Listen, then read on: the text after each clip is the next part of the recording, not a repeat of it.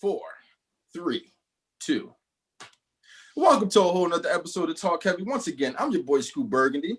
It's your boy Taj. Just call me, bro. It's Scotty. I'm back. Oh, the girl's back.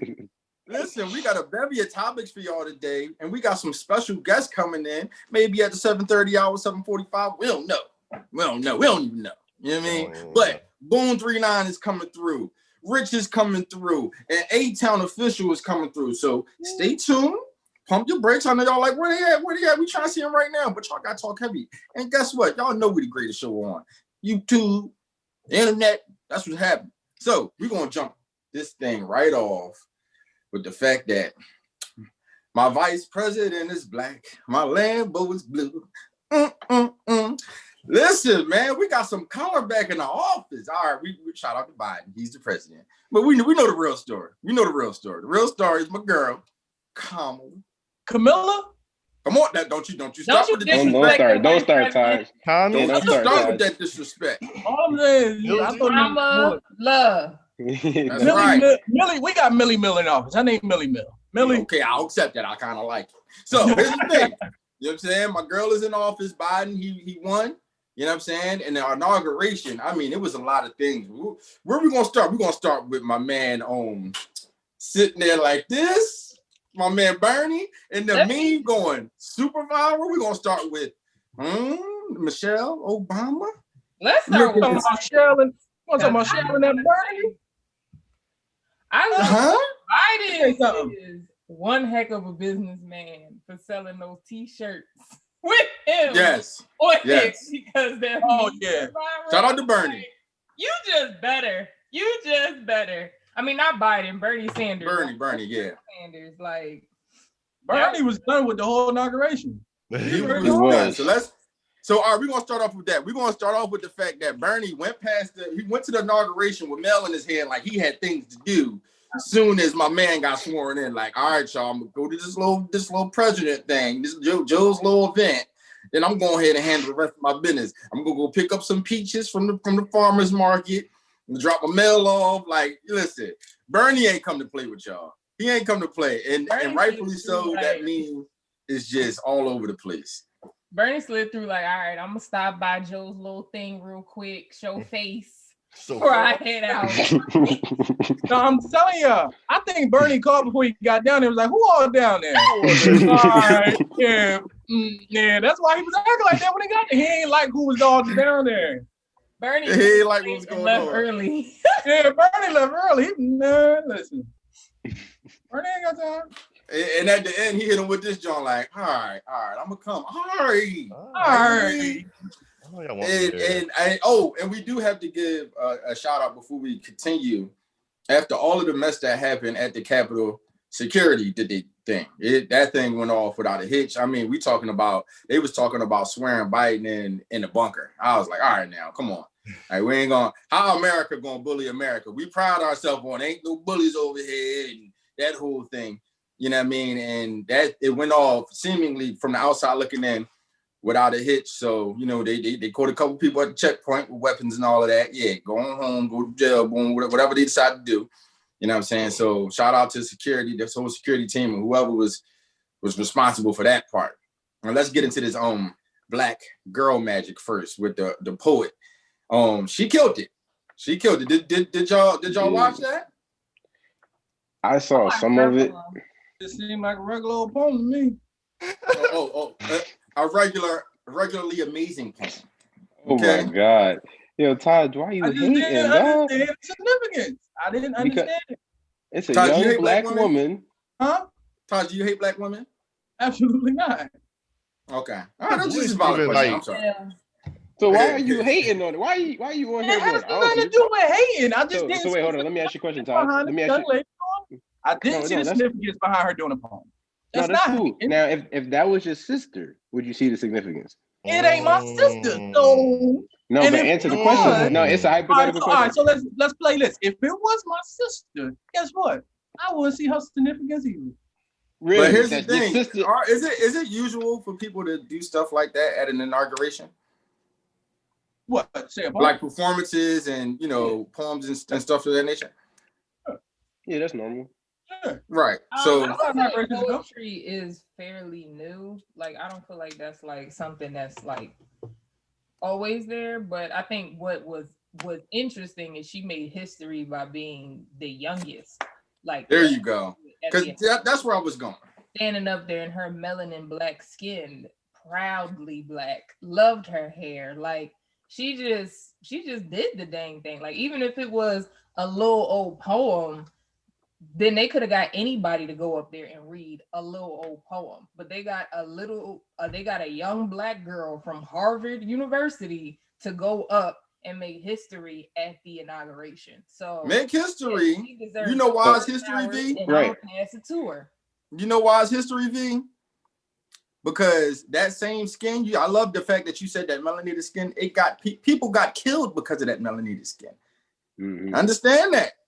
And it's very significant that this young woman got an opportunity to say a poem about not only the president, but the fact that she's even up there in a White House where her people weren't allowed unless they were enslaved. So it's very significant. So anybody out there that feel like that is not significant, it's very significant. The fact that she was up there and, she did the damn thing. So shout out.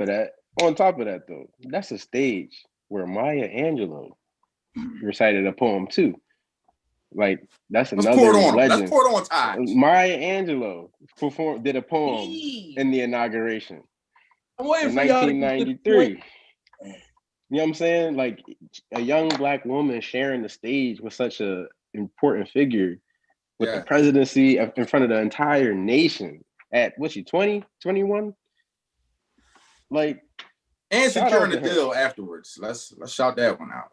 What deal she secured? I don't remember the magazine, but somebody, I think, or the publishing company that signed her immediately after her performance. So shout out to her for securing the bag, for having that great performance and securing the bag. Do you see the significance now, Taj? Oh, she signed the modeling deal. She signed the modeling deal. Signed the modeling deal, yeah.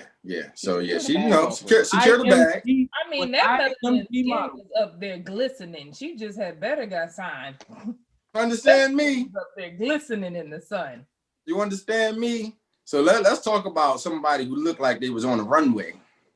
Michelle Obama. Oh, V, just go ahead. You was waiting. Go ahead and talk about it. First of all, I don't think Michelle forgot she ain't first lady no more, because she came in there slaying. You hear me? She walked in there like, oh, Obama, did we come to do this again? Like, I was just like, pass her the mic. She looked. I don't like how George Bush always sniffs Michelle out at every function. Every time. It's like he sniffs her out. He's always right next to her. She's giving him candy. Like, George, back up off my woman. If I was her, I'd be like, skin. That's what it is. Like, he like that melanin. He can't keep himself away from it. Like, he said, "Do I smell cocoa butter?"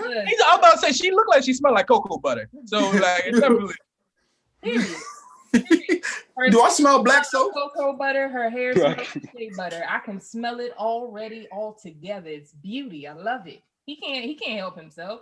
And for her to show up looking that good, of course George Bush was going to be all up in their face. Oh, you know it. You already know it, man. So she looked amazing. You know what I mean? And I ain't gonna say too much. I respect you. You're my forever president. I'm just saying that she looked amazing. Okay. Shout out to Michelle. She's a classy woman. She looked good. You look good. She did. Huh? Are we gonna talk about? Can we talk about some Latina magic too?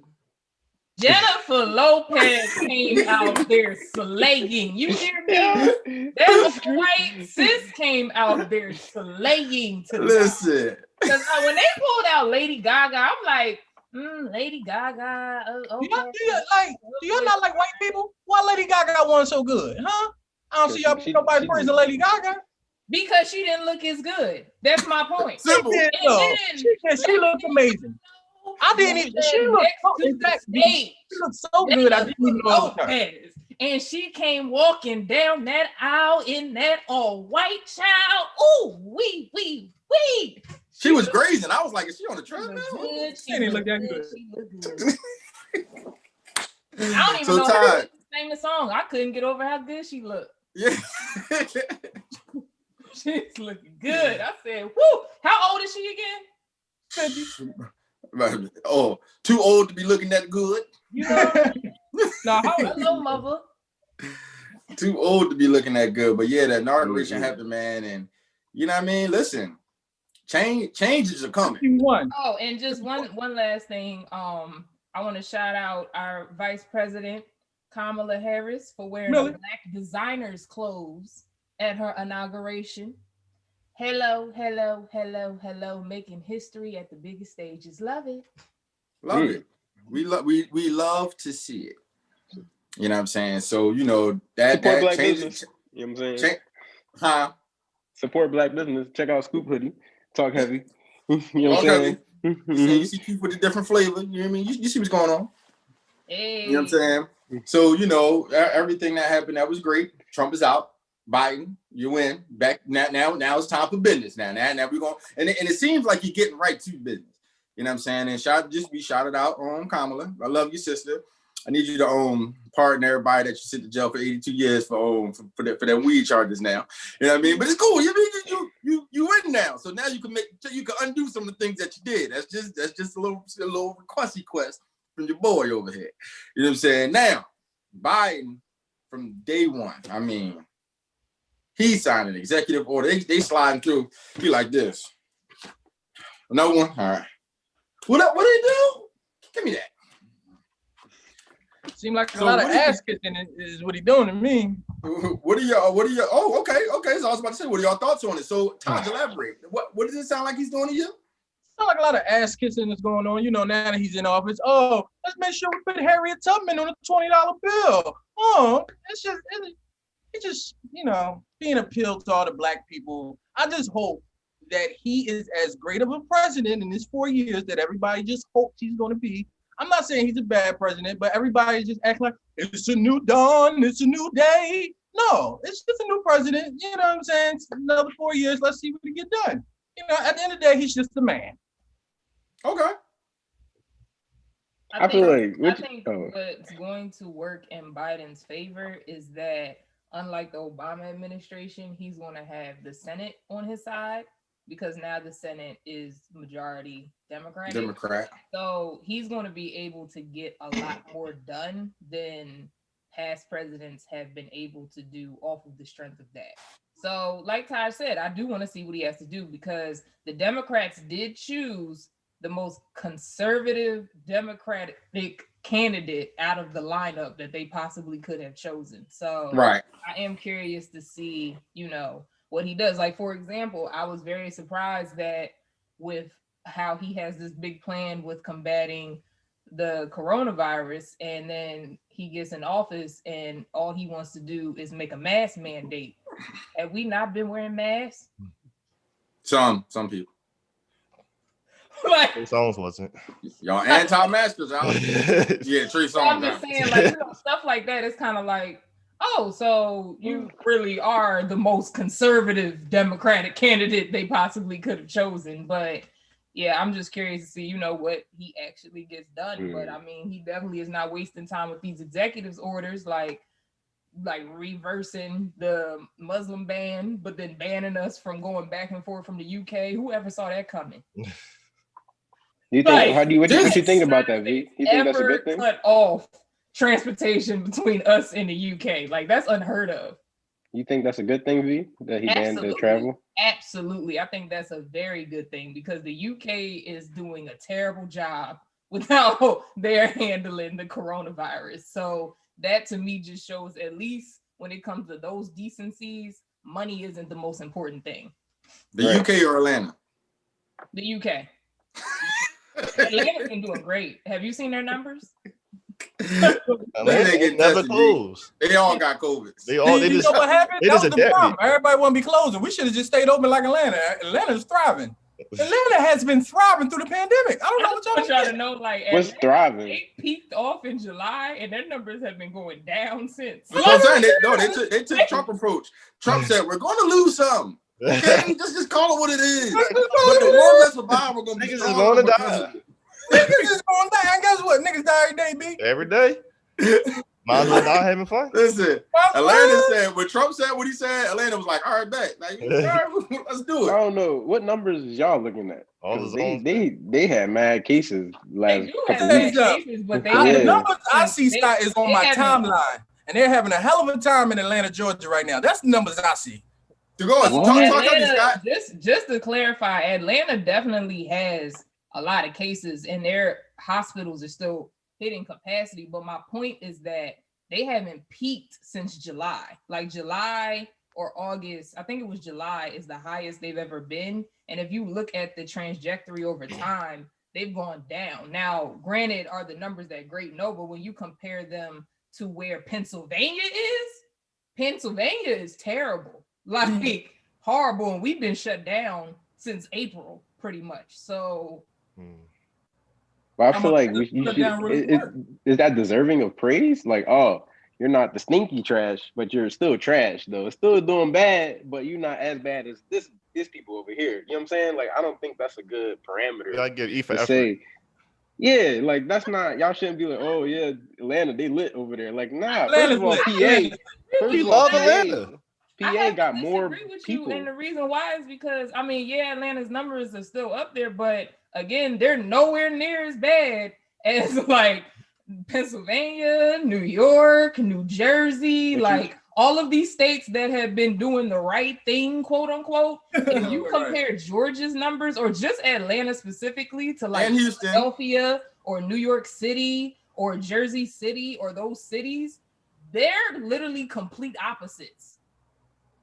But you're comparing them, but you have to understand that these states have different population numbers.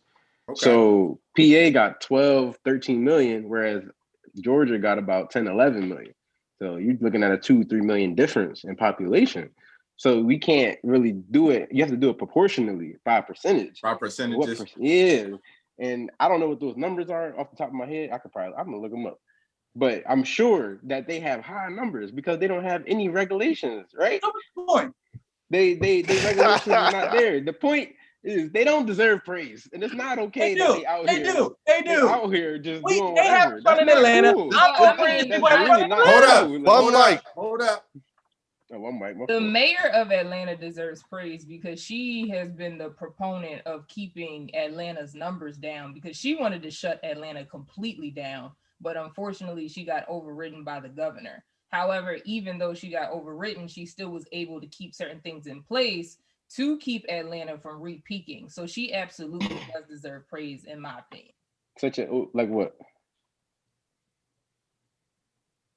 You said like what? Yeah, like what she did to deserve the praise. Her job? Yeah, but what? Like what did she do to deserve praise? I feel like because when people don't do their job, then you say, oh, people aren't doing their job. What did she do? She did her job. That's why she put her numbers in her city down. He attempted to make our city better. That's what I guess God is asking. My whole thing is she's done. I mean, you could say she's called out the governor on multiple occasions on public platforms. She's tried to fight against a lot of the open regulations of Georgia by trying to make things stricter. Again, she kept getting overridden, but she definitely tried to put different things in practice that she could, like mask mandates, different things of that nature around Georgia. Like Georgia's open, but it's not necessarily like, oh, you can just go out across the street and just do whatever you want. Like people are doing that, but that doesn't mean that it's okay to do that type of thing. Like it's just not as strict. But in reference to answering your question, I don't know exactly what policies that she put in place because I'm not that familiar, but I do know that she has publicly put her governor on blast and has publicly put pressure on him because of the fact that when she wanted to shut down earlier and saw that Atlanta's numbers were rising, he declined her that opportunity, and they haven't peaked since July because of some of the actions that she's tried to put in place. Can I ask you a question, B? Yes. You just said they didn't peak since July, right? What's this month? We in January. Is that or is that not a good thing that they haven't peaked since July and it's January? I don't understand. I'm confused. I'm just saying, I don't get it. Do we want these cities to be peaking or do we want it to be declining? I don't understand. You want the cases to go down, not up, right? So they've been down since July and it's January. Why are you mad? Because we want to uplift the mayor of Atlanta for keeping her numbers down since July. Why are you really mad? Okay, so let's talk. Go ahead, Scott. My point, first of all, a peak is a relative term. It's based on what has happened in the past and in the future, right? So we have to consider that just because you haven't peaked doesn't mean your numbers aren't high. Like there's a difference between the two. The number, hold on. I'm looking them up right now because since we're talking about it. Compare them between now and July. And if they down, the conversation's over. The pressure is on. No, it's not if they're down. It should show you a graph. It should. Yeah, no, I got a graph right here for but this ain't so for Fulton County, they had 2,400 cases in the past. No, I'm sorry. 9,297 cases since January 12th. Huh? Wait, what you said? You think that's since last week? Yes, since last week. 2 weeks ago. Yeah, the 12th is 2 weeks ago. This is 2 weeks ago right now. Over 2 weeks, they had approximately 10,000 cases. Is that a good thing or a bad thing? Let me know. Is that the worthy of praise? What was they doing? What was they pulling in when the virus peaked? Sound like people still getting COVID to me, Scott. That's what it sounds like to me. That's right. You know what? I'm with you, Scott. They don't deserve the praise. Y'all just want to have fun in the open air. Y'all don't care about the elderly. Y'all don't care about the sick. Y'all just want, they should be in the house anyway. I'm young. Why we gonna run into them? They should I'm just saying though, that whole narrative about Atlanta, how Atlanta don't got COVID. I seen boy Vontae. I'm Vontae from Baltimore on IG. He was like, yeah, for some reason Atlanta don't got COVID. Like motherfuckers really believe that. And they really will go down to Atlanta, wear no mask, do their thing, and then come back and bring the COVID back to their home state. You're saying it's fake news. I know. It's fake news. But I got you. Don't everybody just go outside anyway every day and expose themselves? So at the end of the day, I'm just so tired of hearing that, oh, you travel, you're going to bring it back and kill your own family. Like you go outside every single day. Every day of your life, you go outside, you go to the supermarket, right? You go to the gas station. You go to, where else you go? I don't know. You go to the barbershop, maybe. You go multiple places where you're exposed on a daily basis. Just keep your mask on and shut up, dude. Because I would like to see you say that. I would like to see you talk to somebody who lost family members. All right, so look, here's the thing. I did. Mine was just dead from, no, say it to people, like tell them, like, yo, say it to yourself. What you want me to say? The basketball player Karl Anthony Towns lost 8 family members to COVID. 8. And that's sad. I'm not saying that it's not, but what I'm saying is, put your mask on and shut up. Worry about you. All right, so look, we got new president, we got new mandates. We want to see what's happening. I like the exchange. Keith, who are you siding with in this court? Come on, Taj. I don't understand what Scott is talking about. You know, Atlanta's a great place. Magnificent place. I love the party there. I love all the action that goes on there. You know, just stay in the house. Just stay in the house. Yeah, 18 people who died at 3 parties. Nobody's forcing shut up. Let me vote, and then we're gonna move on. I'm siding with Scott on this one. Scott, you're right. They out here lying to the people, acting like Atlanta ain't got COVID. Atlanta got COVID. People dying. They just covering it up with shaky butts and everything else. So there you go. Yeah, they our guest is tapping in. That's why I wanted to wrap it up. Oh, okay.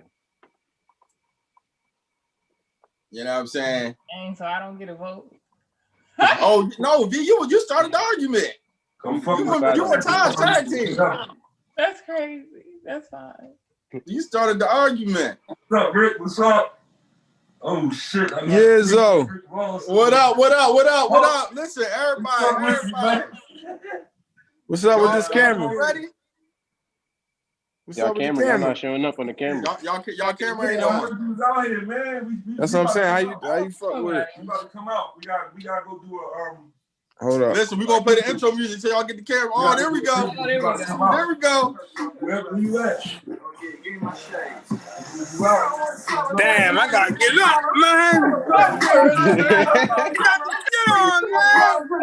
Huh? Oh, my niggas wild, man. Listen, we told y'all he was coming through, man. We got the one and only Boone in here. What up, Kenny? What up, Kenny? Yeah, but that's how we doing part 2. You gotta check that. We on here, Rich. You gotta check it, man. We doing business, man. So I'm about to jump into this interview. But if y'all don't want to be a part of this interview,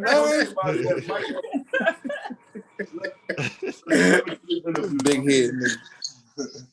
Yes, so What up with you? What up with you? what's up? What's happening? Ain't nothing, man. We got Rich and Boone in the building, y'all, man. You already Listen, know. is that Let's talk A-Town, the heavy. one and only? Let's talk heavy. Hey. What's going on? Listen, we here talking heavy right now, and it's crazy because we were just having a conversation, and we got two folks right here, right now, live from Atlanta. Y'all tapped in right while we was talking about. Oh, for real? Atlanta. You know what I'm saying? Oh, for real? Who down here from hey, what's up? What's up, man? So first off, we want to say congratulations on the movie, man. We all watched it. The shit is hilarious. I'm gonna just be honest with you. Thanks, guys. Good looking, You know what I'm man. saying? I don't want to say no parts. I don't want to do no spoilers. Hold up, You know my what I'm saying? A-Town neighbors. Where is the weed, man?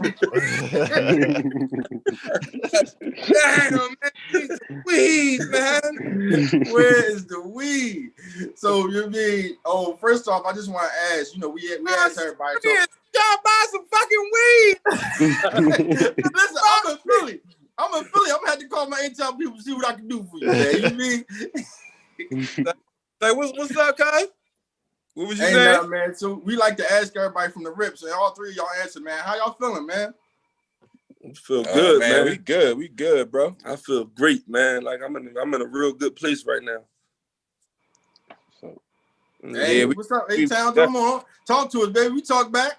Hey, A-Town in here? Yeah. yeah. Where you at?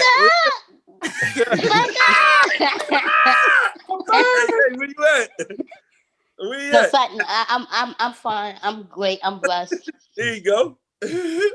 What's up? Hey, how you feeling? I'm blessed and well, and you? Yeah, you know what I'm saying, Town? Hey, you know what's crazy? Hey, Boone, why you ask that, man? I just got a text message right now telling some yo, tell Boone I can make a call for you right now. No, that's what you want to know. Shit. Yeah, Listen, you gonna get an inbox. I'm gonna inbox you who it's from, and that's how we gonna work on that one. That's neither here nor there. this You what know I'm talking mean? about. Talk heavy. I love this motherfucking show. This what I'm talking about. Hey, boy. I mean, so go ahead, man. We're gonna start this thing off, man. V Scott, what y'all got? What happened? What we doing? No, we got some questions. You know, we interviewing. Oh, go ahead, Scott. Oh, okay. So, first of all, how y'all doing, man? Y'all had. I seen the movie, and y'all had the funniest Philly, Ha Ha Davis, Mr. Commodore, A-Town, you, everybody. What did it feel like to put the whole city in your movie? Everybody coming together to put out this art, this comedy. Well, to me, when we did it, we knew what we was doing, but we was just doing it. Like, you know what I'm saying? Like, yo, man, pause. But we were just like, yo, man, let's just do something dope and get everybody, man. But when we showed up on the first day of the shoot and we saw everybody that was there, we was like, God damn, this shit is crazy. Like, motherfuckers was rock. Can we cuss on here? Yeah. Yeah, motherfuckers was running around. So, like, people was running around doing skits with each other, man. And it's going dope, bro, man. I just was happy that, like, everybody was just working with each other, man. Even when Ha Ha and them came down and we saw how everybody got excited, came on the set, it was just dope to see Philly just, like, you know what I'm saying, get together with no violence going on, man. So you said that you ain't really know what you was doing. Well, what was the vision? Because you clearly had a vision. So what was that vision when you? The vision was just to make people laugh. Like, you know what I'm saying? Like, yo, it'd be dope. I already knew we wanted to do a prison movie. Like, you know what I'm saying? Because there wasn't no prison comedies out since Life. Like, you know what I'm saying? And we was like, yo, we all right, if we get everybody from the city, every comedian, we can lock down the whole city. So we were just on like some street shit. Like, you know what I'm saying? Right. Oh, let's get a motherfucker from Southwest, North Philly, this one, Uptown, down here, Mount Air, anybody who hot right now, let's just get them. And then we was like, nah, let's do it bigger than Philly. Let's go out and get Detroit. And we just start reaching out the motherfuckers. And anybody who hit back, you know what I'm saying? Let's get it done. And we got it done, man. It was just dope. What was y'all's favorite part about the movie? Like that whole process of putting it together? Say it again. No, I said, what was your favorite part about like the process of putting the movie together? I would say the casting. Just going around getting the cast and communicating with them, because how we did it was we pulled up on them in their hoods and we just did a video right there announcing that they was going to be in the movie. So when we was doing that, other comedians started feeling, whoever we didn't reach out to started feeling some type of way towards us. So we was trying to reach out to everybody we could. Right. But if we didn't reach out to them, they start feeling some type of way because we reached out to this comedian and that comedian. So it started becoming a competitive thing. So that was my favorite part. And when we got all them on the set, a lot of them had never known each other or met each other. Right. But they like influencers within the city. So it just was a good feeling to have them come together, and they started like talking and vibing. Then I started seeing them doing skits together. They start doing little commercials and advertisement and just really grinding and working together and shit like that. So the bid created a few good relationships too. So that just felt good, man. I ain't gonna lie, man. I was doing sketches at the time. I said, oh, yeah, they about to hit my phone right on up. For real though? You for real? Yeah, I ain't gonna. I said, oh, my shit about to be jumping. You should have reached out. I should have though. Just started buzzing after we shot the movie, cuz. Listen, I'm big on it. I'm big on that. You probably started, but this shit started. But I started following you. I think what you do? The Michael Myers skit. Halloween skit, didn't you? Huh? Didn't you do a Halloween skit or something like that? Yeah, I did the Michael Myers joint. Yeah. That's when I really start tapping into your shit like that. Like when you do, I try. Like if you do a nice video. Like I don't care how many followers motherfuckers got. Like you know what I'm saying? Like if That's you love. do a nice video, I'm locked in. And I got a bunch of motherfuckers on the list right now for the bid too. We we scout, man. We scout heavy. And we missed a lot of people. Like I ain't say we made some big mistakes. Like you know what I'm saying? Like motherfuckers, we were supposed to have in the movie, like in here, but we were just on street time. Like yo, right? Like, couldn't wait on nobody. But you can't get everybody though. Like you know what I'm saying? That's true. You can't just get that's impossible. But we tried our hardest, but we did skip and miss a few good men. And y'all did the damn thing. Yeah. So, but part two, what we doing is we doing a joint where you got to reenact one of the scenes from part one. So you get a couple, 2 or 3 people, reenact one of the scenes and DM us the video or post it. This is how we're gonna do the casting for part 2. We starting that right now. We down here starting that, looking at some comedians. So this is how we're doing the casting for part 2. And whoever win, we're gonna start posting them on our pages, letting them know that this person gonna be in the bid part 2. And then we're gonna move forward like that. Because with the COVID stuff, it's hard to just get a building full of people and do casting calls and things of that nature. So it gotta be digital. So instead of sending out scripts and all that, just reenact one of the scenes. Do a digital cast. That's social media cast. They got just pick out your favorite scene, and it's competitive. We're in a competitive game. Right. Like a lot of people don't like to say it. I'm competitive as shit. Like, you know what I mean? I can't play basketball no more. So I'm gonna be competitive. I'm gonna talk shit at something. And you can put your own spin on it too. It ain't got to be like word for word verbatim as the same. That's what I was if ready you to think say. you can make it funnier and it's dope and it's creative, send it in. Yeah, like if you like the lunchroom scene with the E-Man, but you think you can do it better, like you know what I'm saying, or you think it should be done this way, like that's how I just cast it over, send that shit over. Because we looking for creativity too. We like that, yeah. So like you know what I'm saying, that's where we at with it right now, man. And like I said, we down here. We trying to get people from all over the country this time. So we ain't just keeping it local. We gotta spread it out. We trying to give everybody an opportunity, and it just makes more sense. It's easy. It's better marketing like that. You know what I'm saying? Yeah. No, that's dope. So are y'all gonna have Pop Vasquez on bid too? Yeah. So that's my guy right there. And I seen y'all had Mr. Commodore, so I gotta see. It's funny you say that. It's funny you say that. Yeah, He in the New York gang. We got some heavy hitters on this part too, man. We got some heavy hitters, man. We got over 100 million. Like in the bid one, we got like 20 million worth of followers. Like when everybody like combined their social media followers, it combined up to like 20 million, like social media wise. And the bid two so far, we over 100. We over 100 million worth of followers, man. Damn, that's crazy. Yeah, that's what's up. Y'all feel like y'all overdoing it. And it's gonna be better cameras, better directors, better. You know what I'm saying? Well, we gonna direct it, but it's gonna be directed better than before. Leveling up.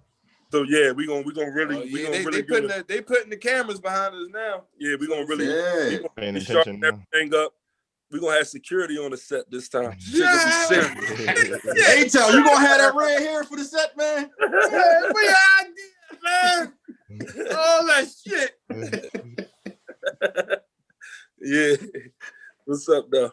This was the number one independent movie on Amazon. So can y'all kind of take us through that process? You know what I'm saying? Because y'all, like y'all said, y'all from Philly, and then y'all took this movie that y'all had, and it's on Amazon. You know what I'm saying? That's a big deal.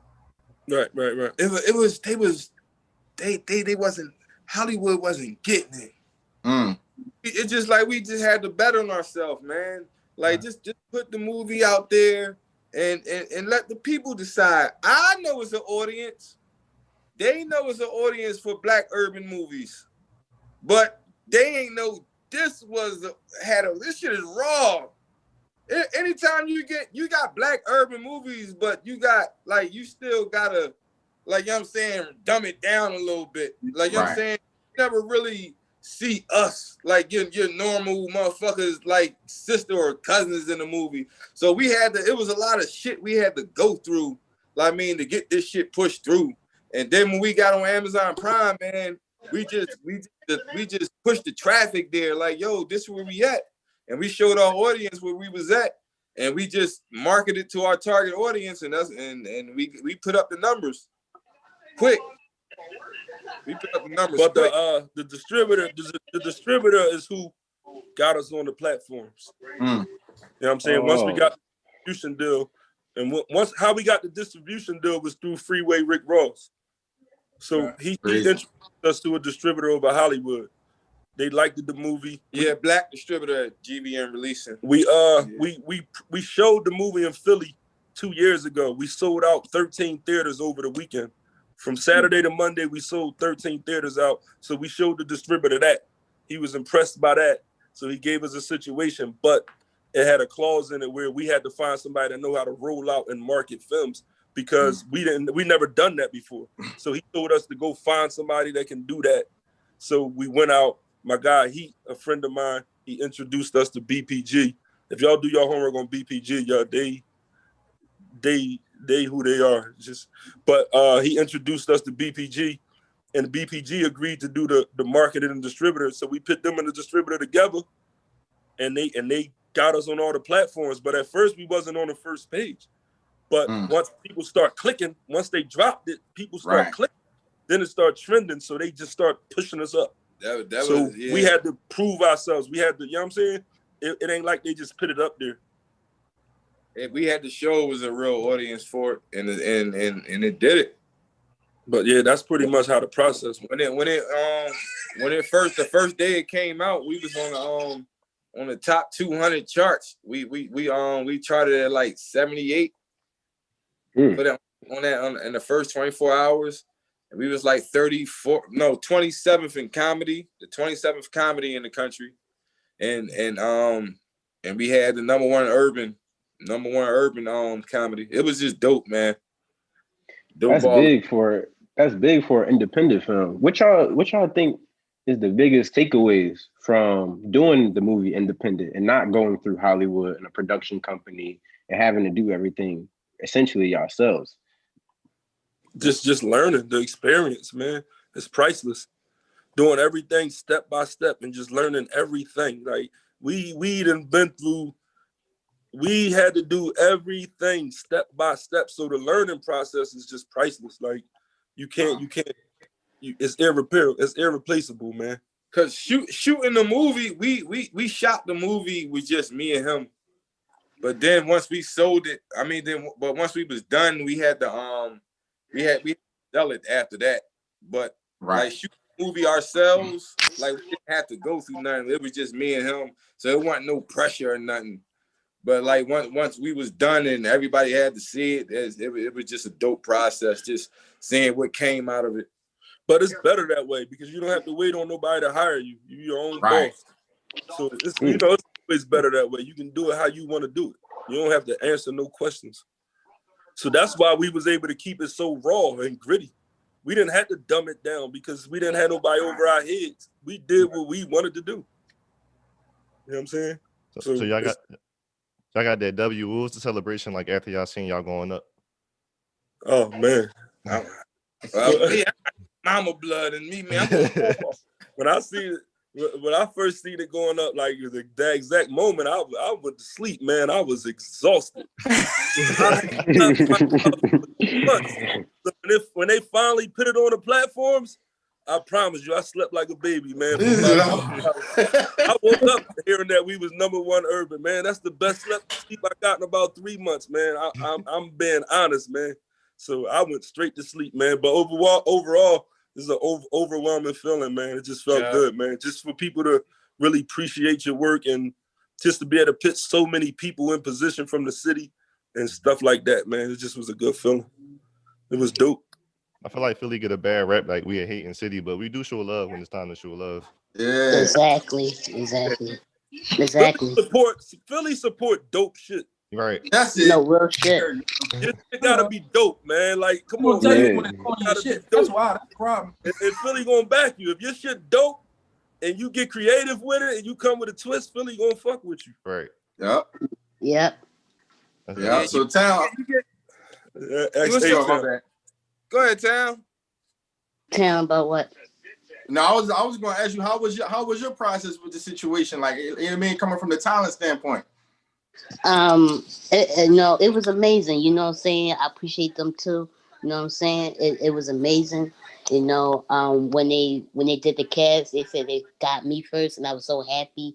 You know, because like, you know, Philly people, you know, support Philly. You know what I'm saying? Right. And then when we did it, you know what I'm saying, I almost forgot my lines and stuff. It was funny how we were doing this, bloopers, everything. I love it. Just having fun without violence. Without violence. You know what I'm saying? Right. You know what I'm saying? You know what I'm saying? Because we did a movie without actually people dying. It was really about positive and heart energy, good energy and love. And that really sets the case. Like, you know what I'm saying, we got one going. We gotta go. We got everything good. But I'm really happy for them too. You know what I'm saying? And I'm happy for me too that I able to do this. You know what I'm saying? I was a little bigger back then, a little chubby. You know what I'm saying? But you know what I'm saying? But right now, I doing my own stuff too. And I got major stuff is on the way. You know what I'm saying? I did my own movie too. You know, it did over 2 million on WorldStar, 810 the movie on WorldStar. And that's the intro, you know, 810 the movie. And I work on 810 movie too in March, you know what I'm saying? Any cast members, anything looking for them on with your brand and stuff. We pushing. You know what I'm saying? So but with them two, I'm happy that, you know, they really pressed forward, you know what I'm saying? Because, you know, that, you know, because I remember when Boone, you know, because me and Boone knew each other for years. For years. Me and Boone knew each other for years. You know, he did way movies before this movie. You know, me and him met, you know, that's when I start coming up in the game. And I start blowing up. Boom. Then you know, years later, he started coming up. But I'm happy he's able to do this with people, not just for just fame or everything he's doing is because he loved the people. He loved people who have health problems, this and that, because he could still do this. Anything you want, you got this. That's what I love about him. You know what I'm saying? So I'm happy. No, that's dope. It's dope that you said. Man, you got me feeling like a good dude. No, I gotta ask, yo. This question can apply to anybody, but I really wanted to ask you, A-Town. You, despite all the jokes, the criticism, whatever, you still put out whatever you want on your social media. And I really respect that. You be dyeing your hair, dance. I seen a video, you had your shirt off, you was dancing. Like, you just put whatever you want out on social media. How do you maintain that level of confidence to just put out content? How I mean with that, just be yourself. You know what I'm saying?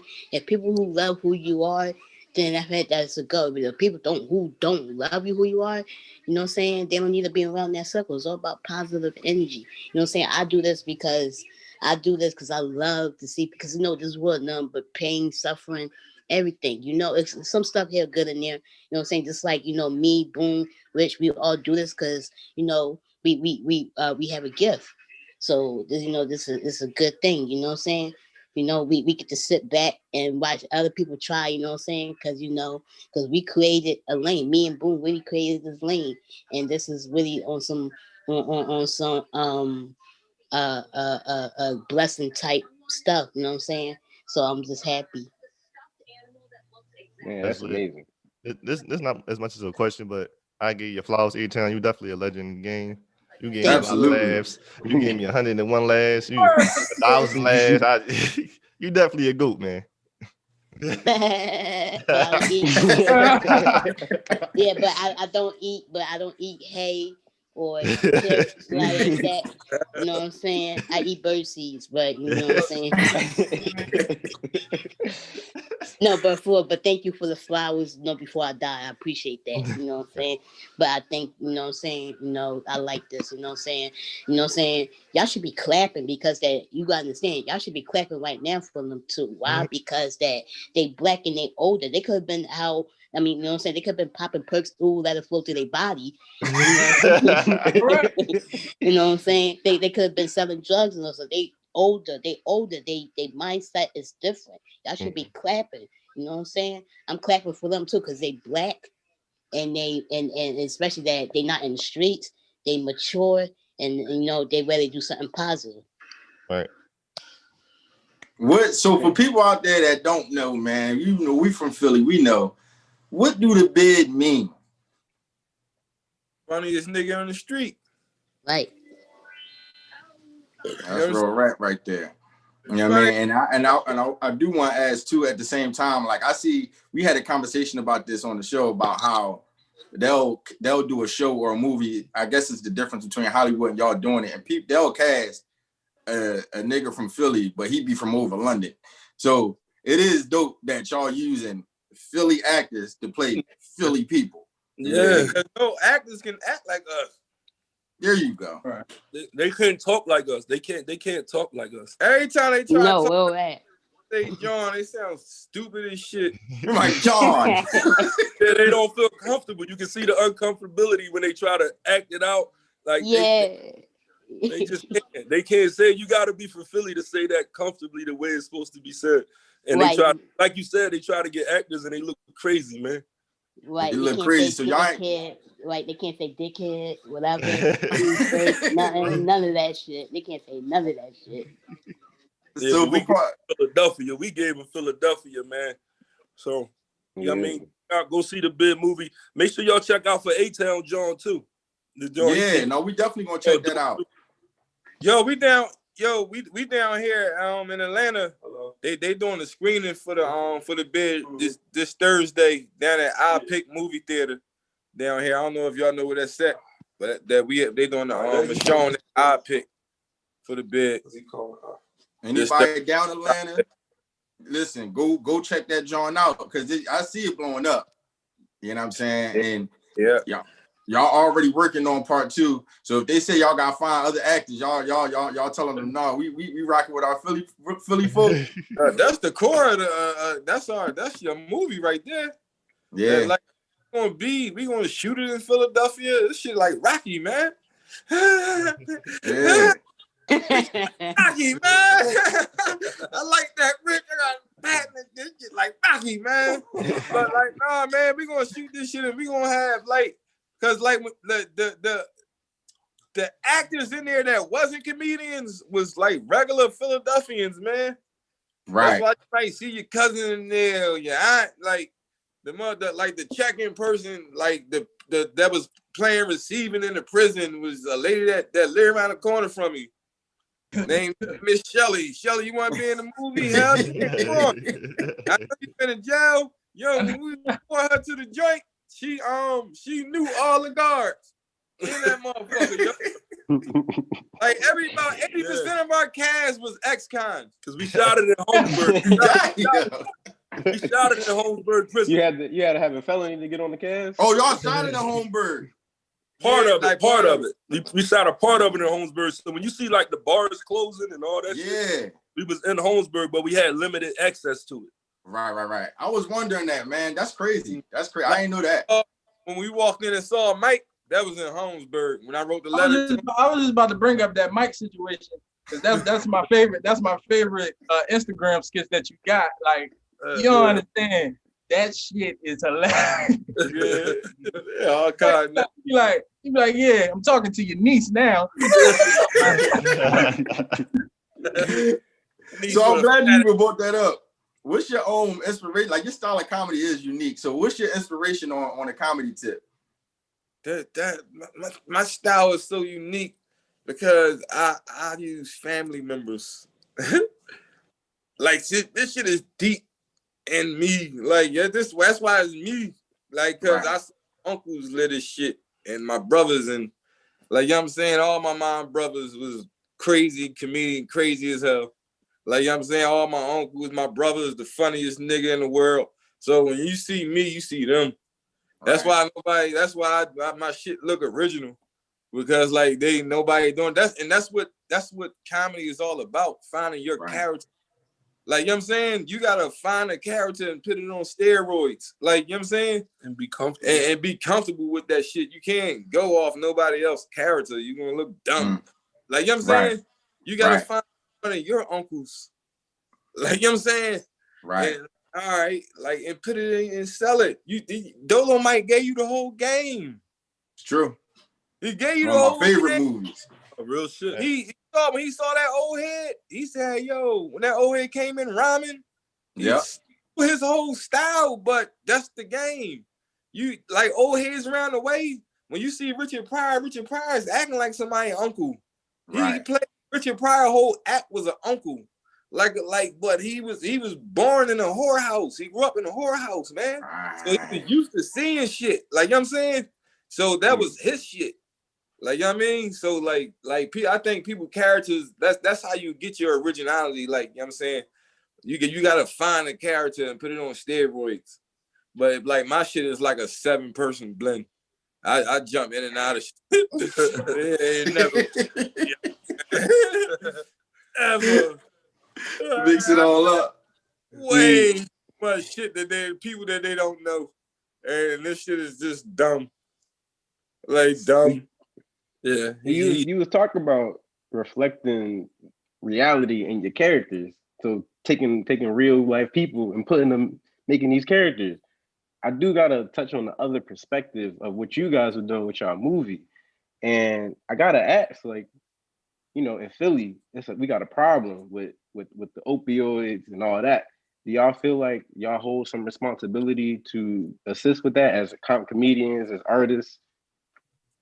Well, me personally, as a Papa Perk song, being the Perk godfather of Philadelphia, like I'm saying, like you got to, like you can't just say, oh, it's music. People gonna listen to music. They're gonna do like it, everybody know.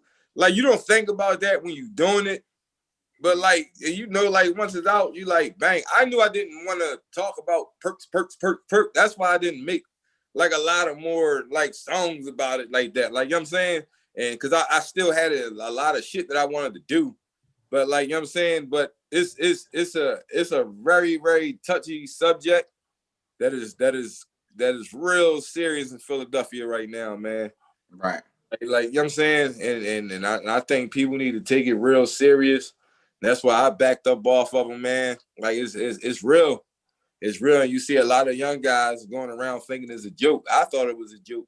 Like when you first like start taking them and like, you know what I'm saying? But you can go down that path. And if you don't catch yourself, like, you know what I'm saying? It can get deeper. Like, you know what I'm saying? I really don't play with them damn perks. I preach to people all day long. Like, you know what I'm saying? That shit ain't cool. Yes, ooh. But you gotta know rules, man. Down, man. Yeah, for real, it's a man game. It's a real. man. I think it's very important though for the artists to come out and say things like you just said, because you know people really look up to y'all and they really look at y'all music, y'all art, y'all comedy, and they take it for real life. And it's cool that you really out here saying these type of things. Yeah, backed up off of it. I backed up off of them. Once people start putting me in that box and like, yo, you promote this and promote, I'm like, damn, I just made a damn one song, man. God. That's how I was like, I'm saying, that's how I was taking it. But like, I know I'm an instigator naturally. Like, you know what I'm saying? I was gonna like hype people up. Like, you know what I'm saying? But I ain't know it was gonna do that. Like, you know what I mean?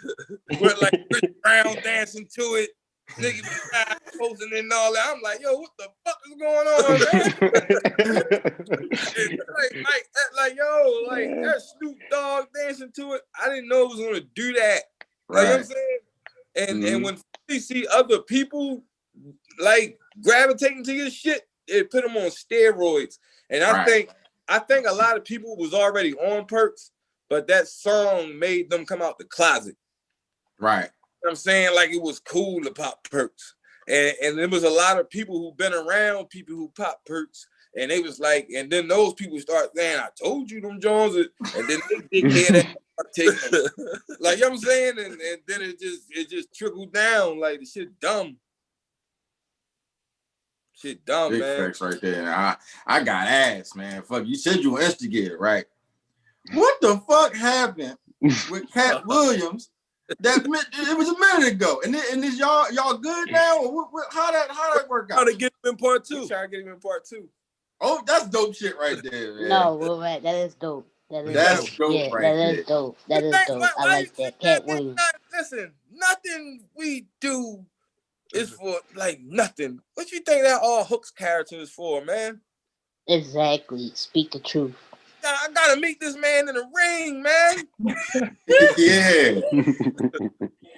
We need to settle our beef in prison.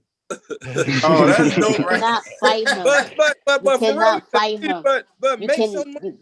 Like, take a negative and turn it to a positive. Literally. Right. But you cannot fight him. Don't fight him. No, acting. Oh, okay, the mother said don't fight. Hey, don't fight him. No, we moving past that, Town. We gonna settle it and act it out on the screen. Like, ain't nobody on that type time. And I love Cat Williams, but we all seen him get fucked up by that 12-year-old. We all seen it. So yeah, yo, that was a no. You don't need to. Yeah, you know what I'm saying, but no, man, that was something crazy though, man. We was at Siegel's show. Siegel called me out. I came out before, and he came out, and I forgot what happened when he got mad at me. I told him I think he said, yeah. I said, yo, what do you think? He funnier than me, y'all? And I poured water on myself and didn't wipe the sweat off, and the crowd went crazy.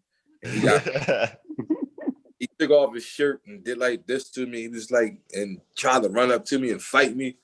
And I just was standing there. Then he jumped on my brother. And then that was just it. And you just had to do what you had to do after that. It is what it is. You can't. I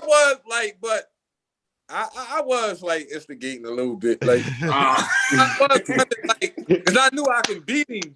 So I was just like, never minding him. Like, I was just like, yo, like, if he hit me, I like, you ever see Cat Williams? He little. So I wasn't like, you know what I'm saying?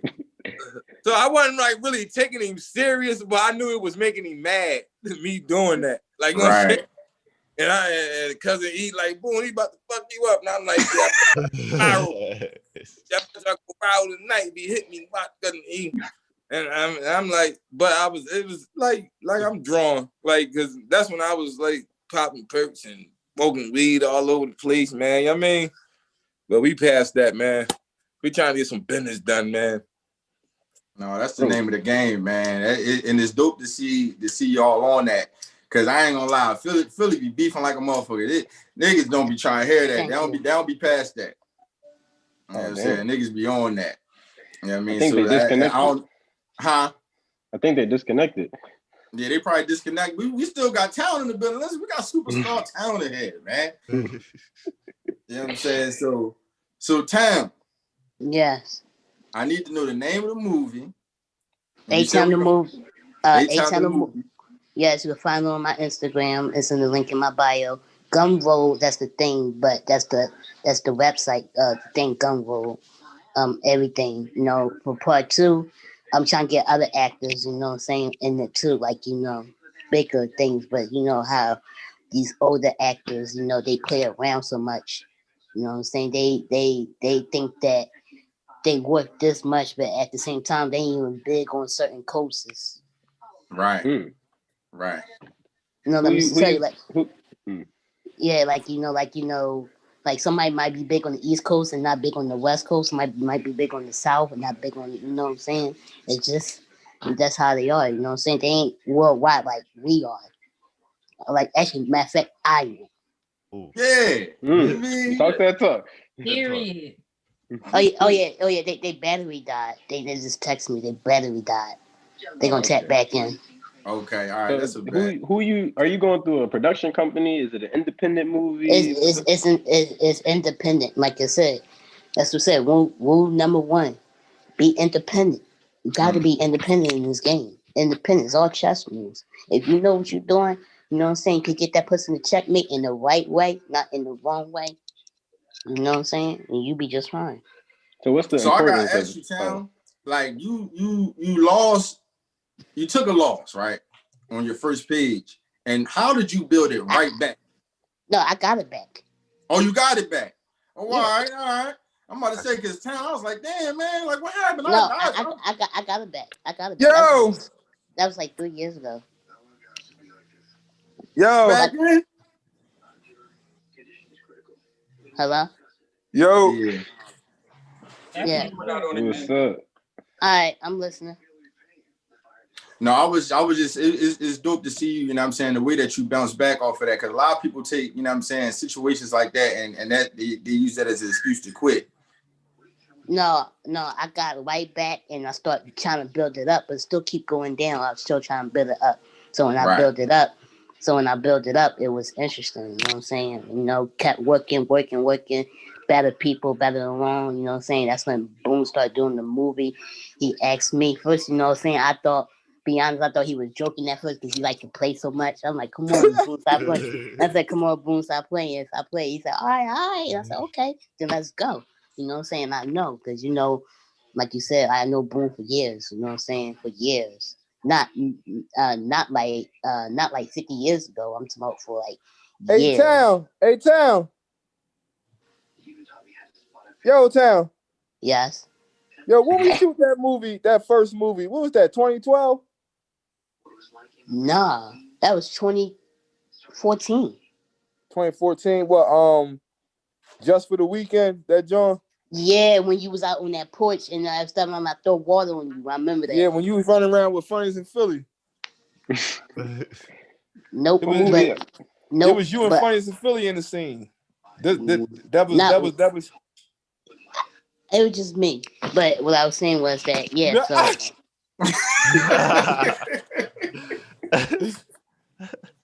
Yeah, that Funnies in Philly, my man. I like Funnies in Philly, man. Y'all got to get together, Town. I liked y'all together, man. No, thank you. I'm okay. Thank you, though. No, thank you, though. I'm okay. I'm blessed up. You know, see, I told you, God took me away from the bad people. Yeah. So what y'all think about? Like you was talking about, independent is the key. What makes independence? Yeah, what makes independence the key to doing this movie thing? Oh man, Jesus, the independent. You better be independent. Yeah, it's good. Yeah, because let me tell y'all something. I'm gonna tell you something. Independent is the way to go, like I said, because there are a lot of people when you stuff is handed to them and they see stuff. That's what the company or this and that will get you so fast. They will. It's basically. I'm gonna tell you something. It's basically like the industry. I mean, not the industry. The big company is like a loan. It's like it's basically like you go in there and ask for a loan. They give you the stuff, but you have to pay extra back. You might as well do this by yourself. Have a good team and push it yourself. It's like these bigger companies like Sony. You right, Sam. You definitely right. They make you pay more. It's like they give you a budget, and then before them percentages even come in, they got to get they shit back. Plus with interest. And then the joints kick in. But if you don't do it the independent way, you might as well you will pay for hire. What I was about to say,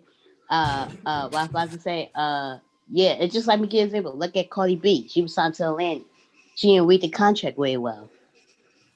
There you go. You gotta really look at it. You really got, you know what I'm saying? A lot of people just take it. Oh my God, listen, money ain't always good than gold.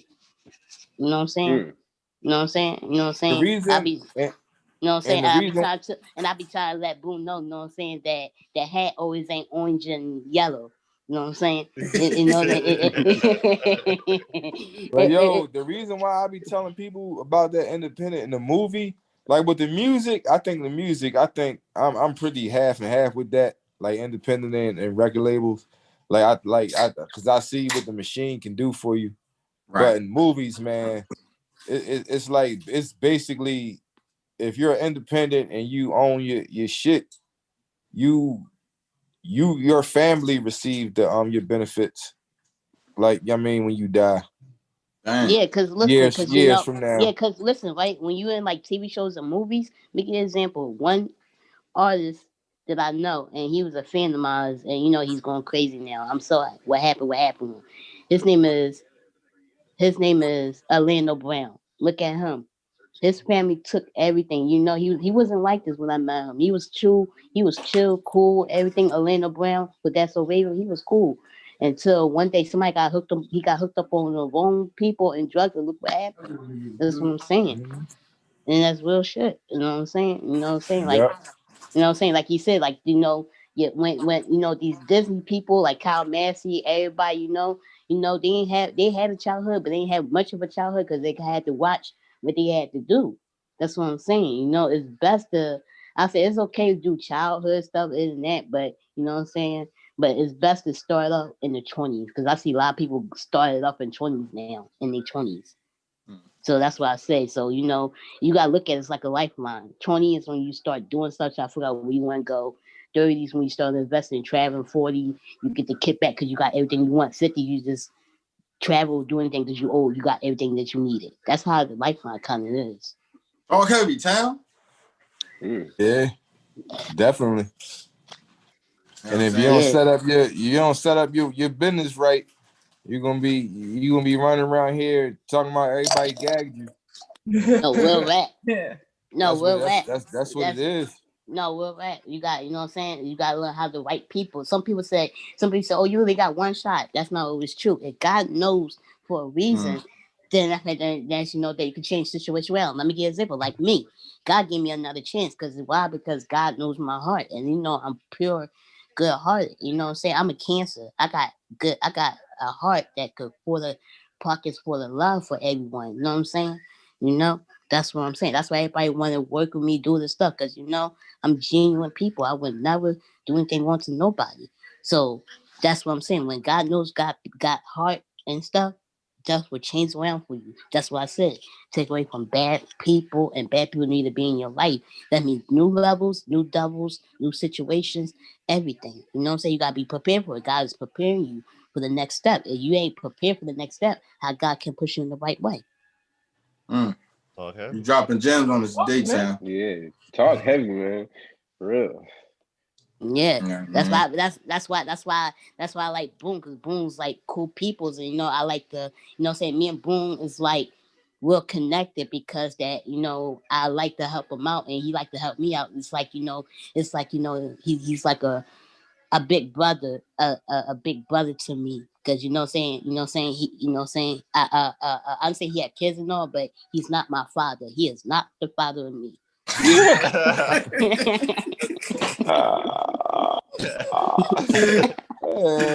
Asshole, man. So before we get out of here, man, we're gonna do a little quick rapid fire. I'm gonna say something. You know how ugly my baby mama had to be? It couldn't be because that shit was going good too. What you about to say, Scoop? No, we're gonna run a little rapid fire. I'm gonna say some shit. I'm gonna say some keywords, stuff that's already out there. Y'all just tell me y'all first thoughts on it. All right. What you say, P?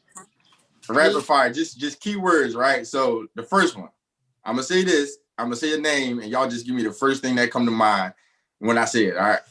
All right. Donald Trump. Racist. Dickhead. Racist. All right.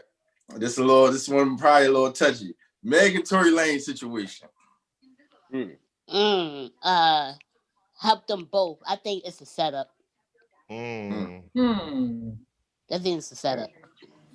Yeah, I don't know. Yada yada yada yada yada yada. I don't like to get in the I don't like to get into people's problems, man. Right. But it's just a bad and it stick on both sides. Yeah, it is. You know what I'm saying? But I know Tory Lane. No, trust me, I know Tory Lane. Yeah, Tory Lane got a lot of anger problems, and I told him he needs to. No, well, shit. We talked to him. Talking about we got a lot of anger problems. I said, bro, you gotta calm it down. I know. Trust me. I said, Tory Lane, yeah, you gotta calm it down. I love you, no, but you gotta calm it down. If you don't calm it down, this shit's gonna happen. You know what I'm saying? He definitely didn't want to listen. You know what I'm saying? Town tried to talk to him, man. I tried to. Hey. Birds. That's the next word, birds. Oh my God, man. Hey. This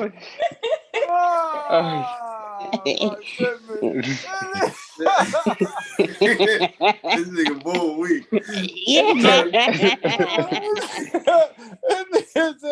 I told you, you got anger.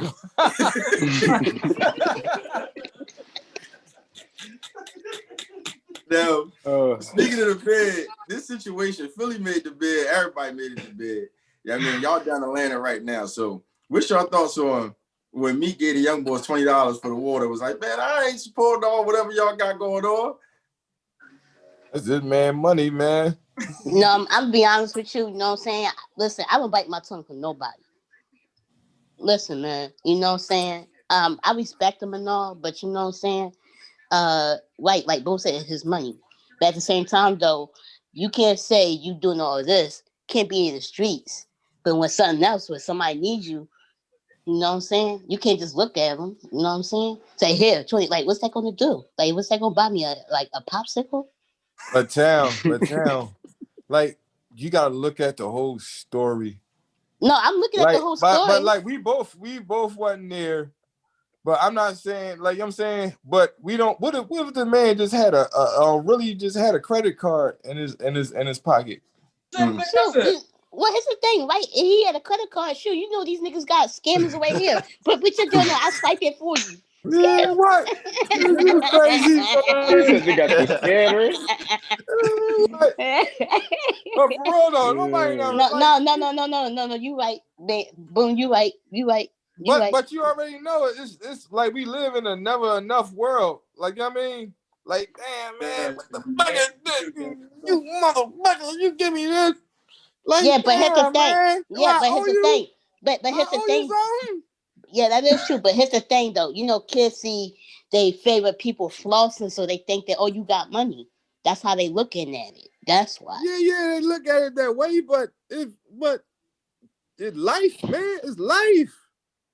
To them, they ain't gonna understand. They ain't gonna understand that because they don't. It's not there yet. It's not there yet. But you know it ain't there yet. Why are you? Yeah, of course. I'm not blaming them. I'm just saying. That's what I'm agreeing with you. I'm not blaming her. I'm just saying that he Yeah, could. that's what I'm saying. Like, I'm just saying. No, I'm just saying that he could have did it a better way. Yeah. Yeah, that's what I'm saying. He could have did it a better way. You see how. Yeah, see when how you look at it at both sides, you gotta look at it at both sides. Yeah, but you see, but you know, see, like you see how he wasn't playing chess with that. He didn't move it right. He always keep moving his knight and taking L's. He got to make it turn into a W. But if you the hero, like Meek is a lot of these young kids' hero. Yeah, like, he came out from the gutter. Yeah, he came out from the street. Yeah. Right, and you see him, and he give you $20 after y'all act like. Man, if all he just say is his money, I'm gonna take it and be blessed and keep it pushing. Period. That's what I'm saying. Like, I'm sorry. Hero or no hero? $20 taking $20 for a bottle of water, nigga. You did good that day. Shut up. That's what I'm saying. I see the both sides though. That's all I'm saying. I see both sides. Yeah, they act like the man pulled out 20,000 and gave him a dub. Right.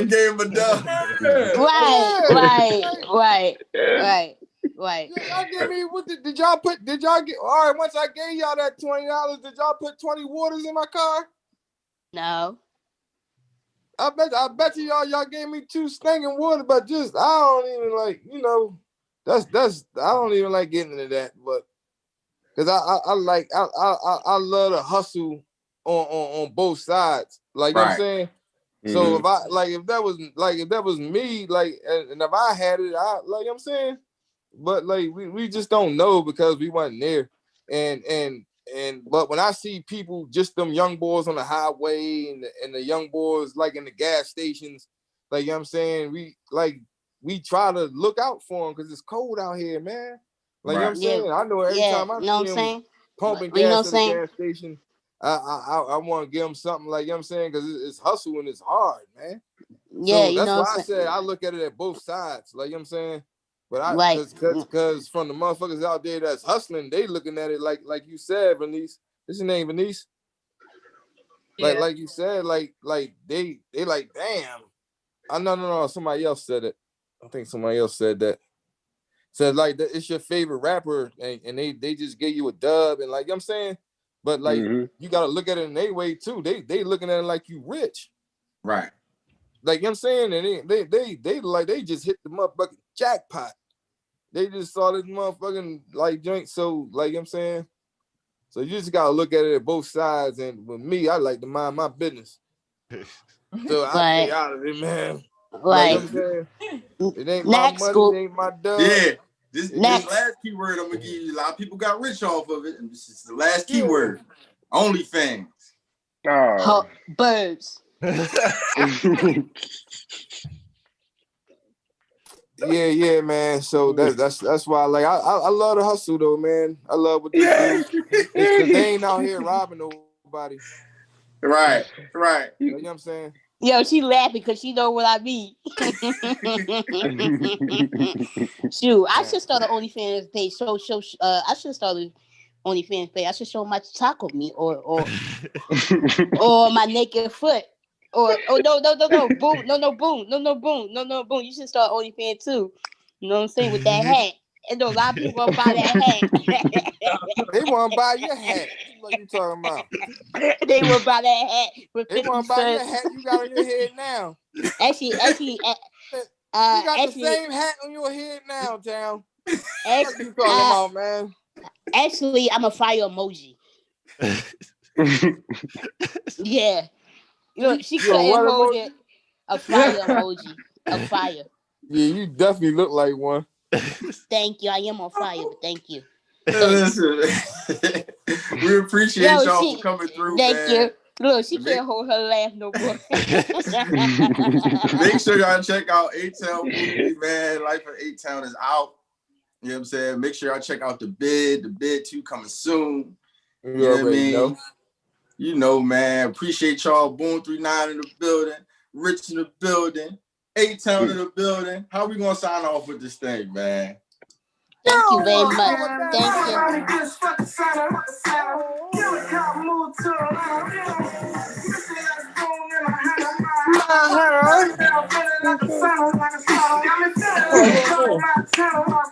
Hey, wait. Oh, he loves. Yo, before you go, hold on. I gotta ask you. Oh, I gotta ask you real quick. That ooh and the Papa Perk, the ooh, the young inmate steal that from you? You already know, man. I just had You already know to Listen, if y'all don't know, question. Come on, everybody know that come from Philly, man. That's another thing that came from my uncle. we trendsetters, baby. That's how I know it. Ooh. Ooh, sound more regular. You know what I mean? You know what I'm saying? What you say, Rich? Nah, I was saying this is a dope ass interview, man. This joint right here was lit. This was Thank a dope you. Shout out to TalkHvy, man. Shout out to TalkHvy, man. No, real shit. This was a dope interview, man. Because We appreciate y'all. Asking some good questions. Y'all asked some dope questions. They've been having us in some boring interviews sometimes. Right? No, real shit. No, real this shit. joint was dope. No, though. real shit. I know how many interviews I got questions about hotel. Which is it? Like really though? Like, like damn. Like, where's the laugh? It's no laugh. I had to make sure they laugh. Yeah, boom, you too. You know what I'm saying? That you know what I'm saying? Happy as shit. We appreciate the love, man. You For already real. know. Appreciate that. Hey, Keith, you trying to get him out of here, Keith? Boom, put your hat back on, please. Put your hat back on. Put your hat back on. Put your hat back on. Yeah, man, we appreciate it though. And Town, we ain't forget about you. Let me see your smile, Town. We ain't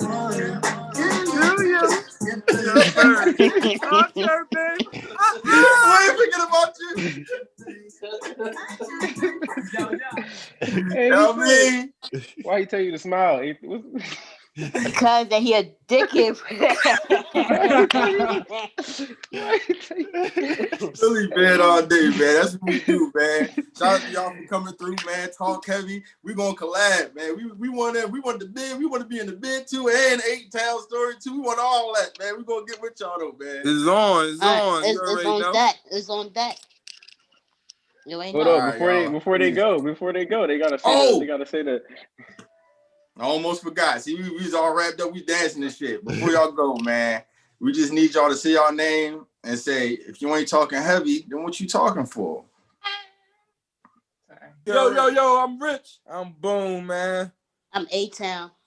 If you ain't talking heavy, what you talking heavy for? There you go. We all said it. Okay. Appreciate y'all. Town, man.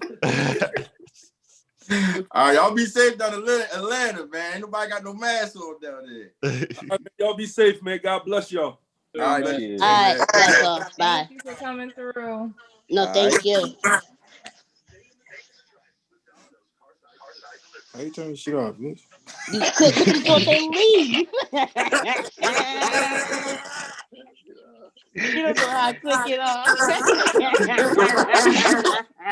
Let me see his teeth real quick while you laughing. So let me see that bony ass haircut. Let me see that shit. You got 8 empty locks in your mouth. That dicked up cut. Let me see. I'm telling you, Chad, you got 8 open windows in your fucking front mouth, man. Let me do your teeth. He clicked off. He clicked off. All right, I gotta turn this shit off for real, man. Hit the leave button. I see it. All right, y'all. All right, gang. Oh man. So now, listen, we had the interview. We only got time. You know what I'm saying? We at the end, but we only got time for court, man. Y'all ready real quick? Yeah. Let's get it, man. Let's get it ready to rumble. Let's get ready to rumble. I ain't gonna lie. Nobody got no quarter? Give me a second. Hold on. Nah, matter of fact, I'll flip this joint right here. I got it. Oh, you got it? I ain't got fake this time? No, I got it for real. Scoop, you was faking the last time? No. I don't know who told you that. My bad. Yo, what? Of course he was faking. You couldn't tell. Scheme. Yo. No, listen, it's only a 50-50 chance. Whatever I say, it ain't like it's gonna be that off from what it would have really been. 50-50 chance? 50-50. Boom, there we go. So what we got for court this week? Oh man, so we kind of touched on it earlier, and we had an artist on the show himself, you know what I mean, who talked about it. So the question is, should artists feel some type of responsibility for things that happen in the community, such as the opioid crisis or the murder rate if you make drug music? Should the artist, take part responsibility for it? Scott says, absolutely. Todd says, no, it's music. Like, you don't make me do it. So, heads or tails? Who's choosing? Heads. Oh, Scott? All right. I just picked. It's heads. All right, Todd, you can go first. No, you got it. Tails. What you mean? You said tails? Yes, you said tails and it was head. So Taj gets. I said heads. Oh, all right, fuck it. I'll go first. Don't matter. Wait, I swore I said heads. We got to run the tape back. We ain't hear heads. No, you said tails for sure. Oh, y'all capping on my name. Well, listen. It's two against one because you did say heads, but I'm outvoted. So. There you go. Right. All right, do y'all want to redo it? Let's redo it. No, I won. I said heads. You said tails. No, I heard you say tails. Right. It's 2-1, Scott. Majority rule. All right, it's cool. I'm gonna go. Cause no, I ain't redoing it. Cause now y'all cheating me 2 times. I ain't even gonna mess with it. Okay. All right. So both of you for your opening statement, 1 minute rebuttal. Are you ready?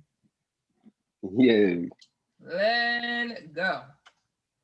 So, first of all, let's establish what we're talking about here. We're talking about the opioid crisis, right? Ranging from 1999 and going to about 2018. There has been 450,000 deaths from overdoses of opioids. Think about that. 450,000 people, lives been lost from opioid abuse. Now we're talking about depictions of art, and art is communication. And when we see artists like Lil Baby, even Boom, for Papa Perk, they always make it seem cool, despite the fact that it is already prevalent in society. When you have these popular figures talking about popping perks, talking about doing lean, talking about, doing all types of these drugs, it makes it cool. And Boone even talked about it in his interview. He said, yo, I had to cool off of it because that was becoming a part of my image.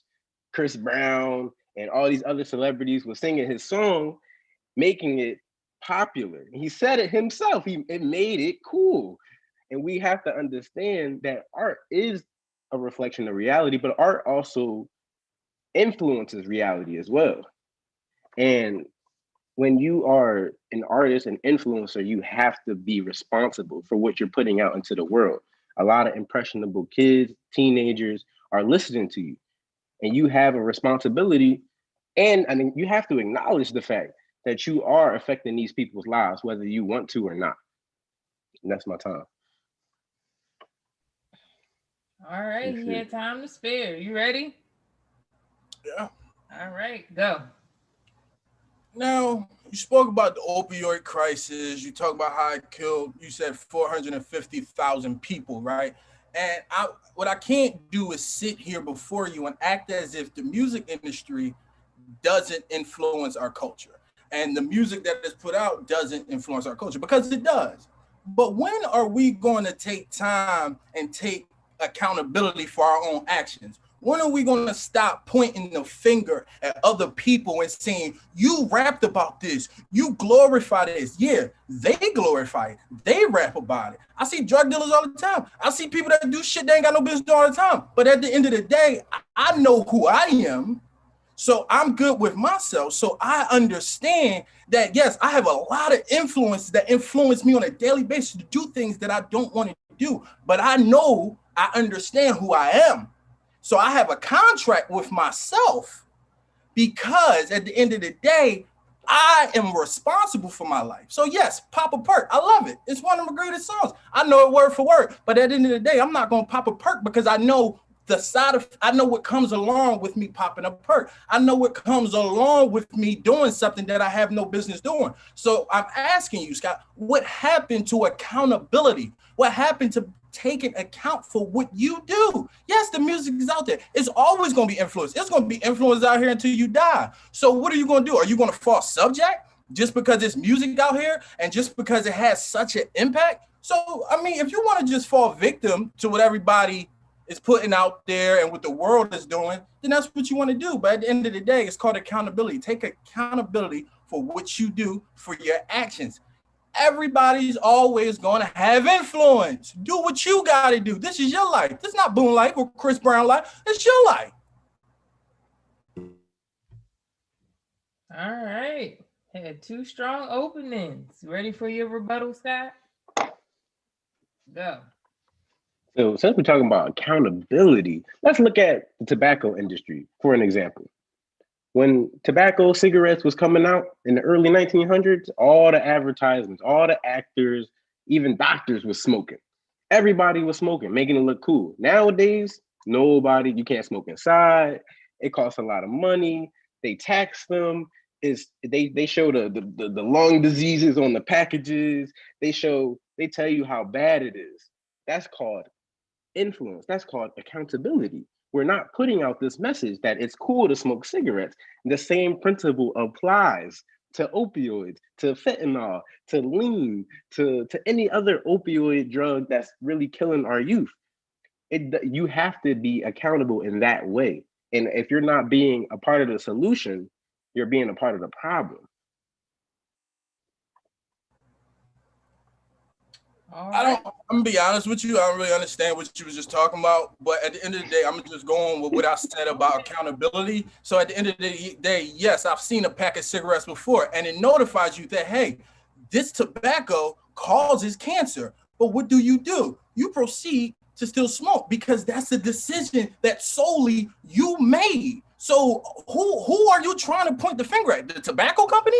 They tell you, yo, this causes cancer. You smoke this shit, you might get cancer. What do people do? They buy it. So at the end of the day, it's a sole decision. It does not matter what the advertisement says. It does not matter what the song says. It is about you as a person, as a human being.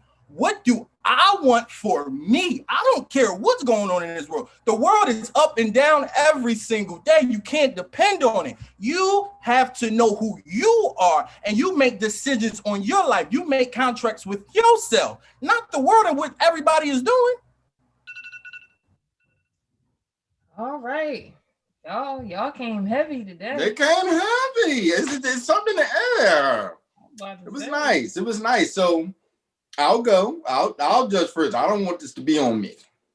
Then V, you go. And then Keith, since you always got the best theatrics, you be the deciding factor if need be. So I'm just gonna go ahead and say who I voted for from the rip. I'm going with Scott. And the reason I'm going with Scott is because I think that he made a few more points than you. You did drive home really well the accountability point though. But you kind of agreed with him. What hurt you for me? You kind of agree with him. I said that. Yeah, when you once you agreed with him, it kind of took it kind of, that's what leaned me towards Scott. So, but both of you guys, valiant effort, was great. But I'm gonna have to go with Scott today. All right, so it's up to me now. First of all, great court. You both did a phenomenal job. I'm very impressed by both arguments. I think Taj really hit it home on that accountability part. He really went there. He was like, I have a contract with myself, and I felt like God himself came down through the spirits and had that come out of Taj's mouth. It made me very proud. However, Scott, on the other hand, made a very compelling rebuttal when he brought up the influence of the tobacco industry, because of the fact that was purely influence that made cigarettes spread the way that they did, of misinformation. And I think it can go hand in hand with the argument of the opioid crisis, which I think is what this court was supposed to be about. So With that being said, I'm gonna have to go with Scott on this one. Ooh, took me by surprise, V.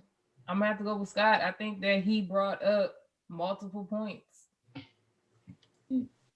Well, seeing that my vote don't matter, I'm still gonna say it anyway. You guys were electrified by Scott's nothing. He was talking pure nothing. He Scott said makes nothing. I got you. Scott makes a whole bunch of nothing ass points and it in one place. Ty stuck to one thing, and it was good. What is the song? What did he say? Pop a perk, let it flow through my body. My body, me. So if he influenced anything, he influenced to buy him perks. Give me perks. He took accountability, and Ty's made a great point. What do them cigarettes say? You Surgeon General. Guess what? Guess what? Who got read the packs? You got read the pack. First say it causes cancer. It caused cancer. 400. Oh, now I'm on a rant. Look, 450,000 people died from opioids. Why are we allowing Ty to talk? Let T speak for you. I'm trying to get my judges to come back to the light side. Scott made that point. Taj came right back and kicked that point. Scott talking about shit from the 1900s. Talking about it was influence. Opioid academic is now. What the hell? But it was relevant. Hold on. Niggas made that choice. It wasn't no TV. It was hardly radio stations. It wasn't listening to the morning show. It wasn't listening to Q Deezy. Q wasn't back then. One thing I didn't mention is the reason Scott was going to win this is because Boone agreed from him. When he agreed with him to get quit. So unfortunately, because Boone took that route, which I did not expect him to take, it made me reconsider my own thoughts. And I said to myself, that's the problem. Why did you allow him to influence your mind? You had a made up plan. Hold on, sir. I'm glad you said that. Go ahead, finish V, and then I'll answer him. No, I said if Boone could drop such magic that had Chris Brown two-stepping on the Instagram, I just feel like, and he can take accountability for his part in popping perks. I feel like, I can't argue against that. That's not what Boone said.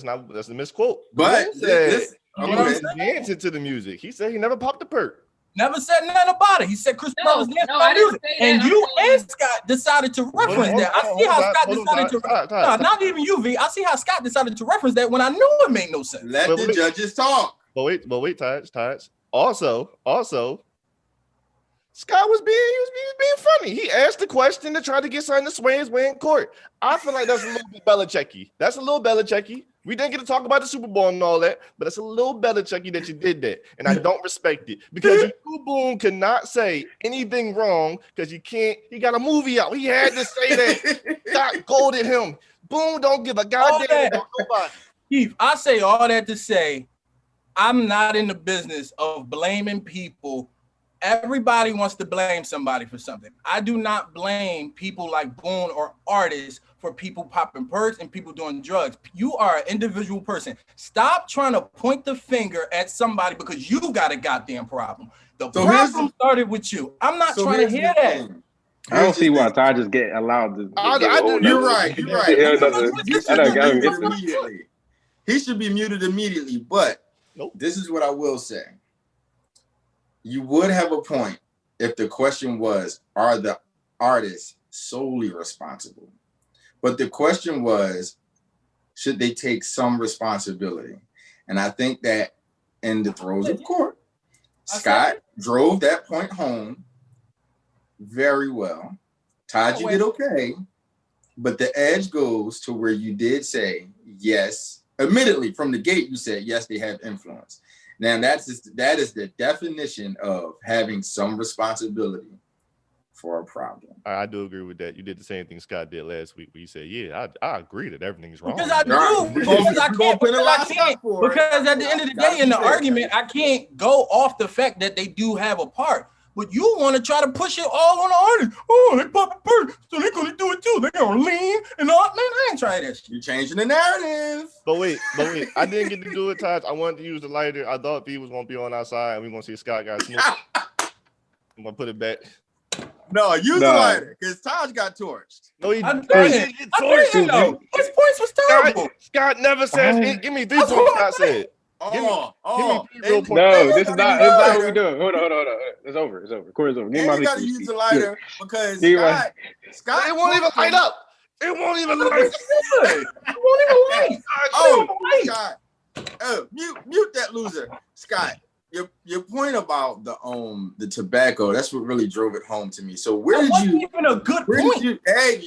Let me how can I mute this guy? First of all, hold on. Are you gonna steal my interview because I'm upset? Yeah, give me a green bean. I need to mute this guy.